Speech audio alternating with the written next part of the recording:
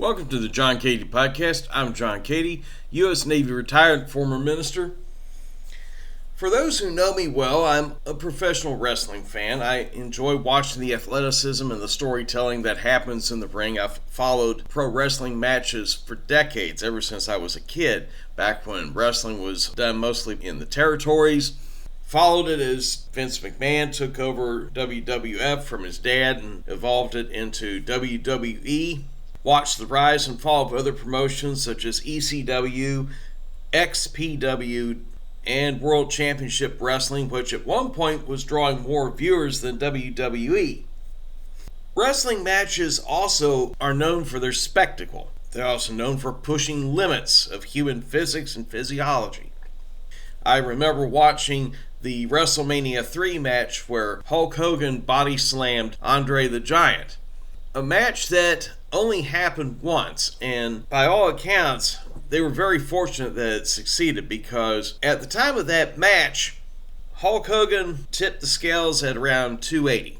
Andre the Giant weighed 520 pounds, and he was starting to show mobility problems because of untreated acromegaly. But he had enough left in the tank that he was able to help jump and make it look and sell the move where Hogan body slammed Andre. Most promotions after that never entertained this notion because they knew the risks involved. As the years went on, you saw fewer and fewer of these supersized wrestlers stepping in the ring. I remember seeing big guys like the McCreary twins. I saw Viscera, all 6'9", and at his heaviest he weighed 560 pounds. Yokozuna at 600 pounds. Giant Haystacks, 6'11". At one point he weighed 690 pounds. I mean, these were really big dudes. But most promotions were smart enough to know that you couldn't use big guys to do a whole lot of bumps, jumps, splashes without risk of serious injury either to themselves or the other wrestler, and also challenge the integrity of the ring. That ties into why the Wrestlemania III match worked, because the ring was reinforced, WWE being a bigger promotion. But now we're going to move ahead in time here to the early 2000s. Insane Clown Posse, the hip-hop duo from Detroit, ran a side project called Juggalo Championship Wrestling. It actually goes by another name, but I would prefer not to use that one on YouTube because you never know whose kids are going to stumble across and listen to it. But in Juggalo Championship Wrestling, there are copies of the video clip on YouTube and elsewhere between Haystacks Calhoun Jr., the late John Sims, versus Tom Dubb.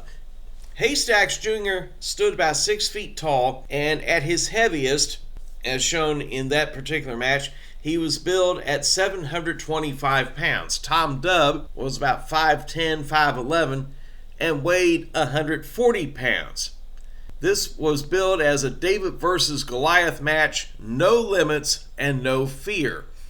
And it was meant to be a very grotesque spectacle, full of shock value, which was in line with Juggalo Championship Wrestling at that time and with the Insane Clown Posse's entertainment model. What I observed when I was watching this match was how close the Haystacks and Dubb match came to being a dark side of the ring story. Why was it booked? Well, it says right here, JCW in its early years thrived on extremes of size, pain, and humiliation, carnival style how far can we go, and drawing curiosity crowds rather than traditional wrestling fans. Pushing a 720-pound giant against a 140-pound undersized brawler was supposed to be absurd, not competitive. The assumption was that Haystacks would move slowly, Tom Dubb would bump theatrically, and the match would end quickly. That didn't happen. What went wrong? The physics of it. At that size disparity, nothing is safe. Even a gentle shove from Calhoun carried lethal force. Missed steps caused shockwaves throughout the ring.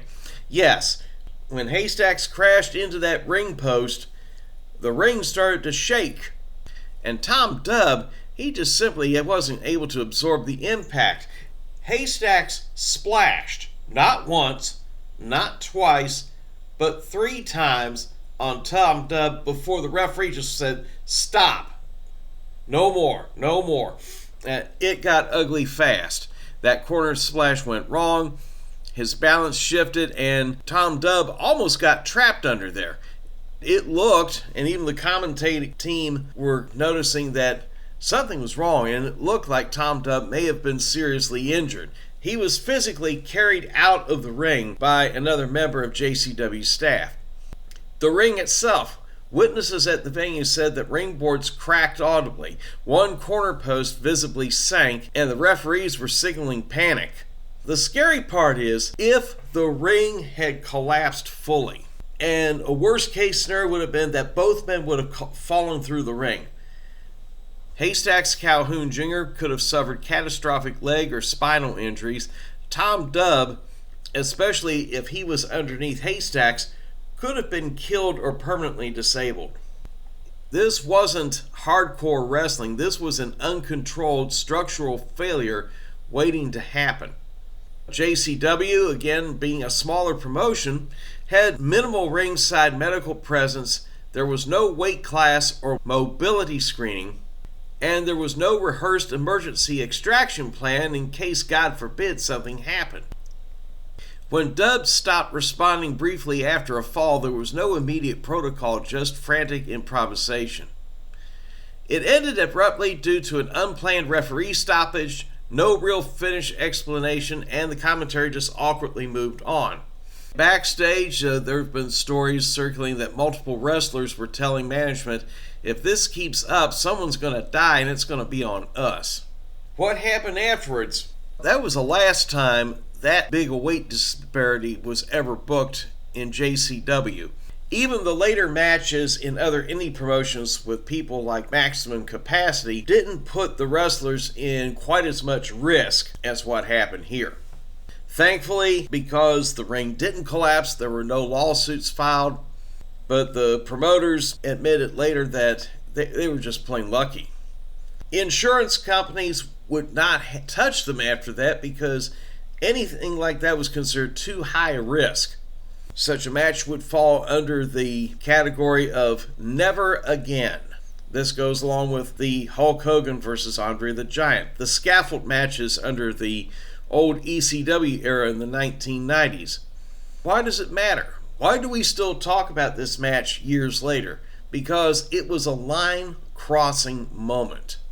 It was a moment when spectacle eclipsed human safety, shock value replaced professional judgment, when a promotion realized too late that not everything that draws curiosity should be attempted.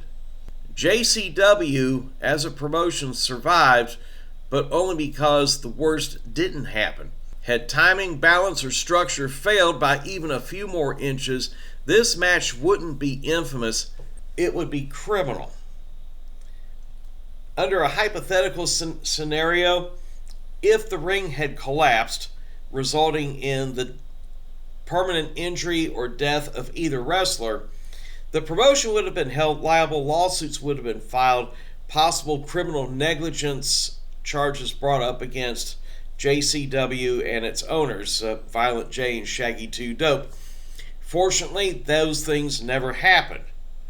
But it's a hard lesson in the wrestling business, and it was part of the transition where putting mismatched people in the ring, and especially trying to book supersized individuals to defy the physics of the ring and place unnecessary risk on everybody, started to fade. You don't see matches like that anymore. Why? Because over time, the wrestling promotions have learned from this, and they don't want to put anybody at risk for serious injury. The big man matches you see now are more focused on strength and power, not on mass. This is John Cady. I hope you enjoyed this podcast. If you like the content, hit like, hit subscribe, and I'll look forward to you on the next one.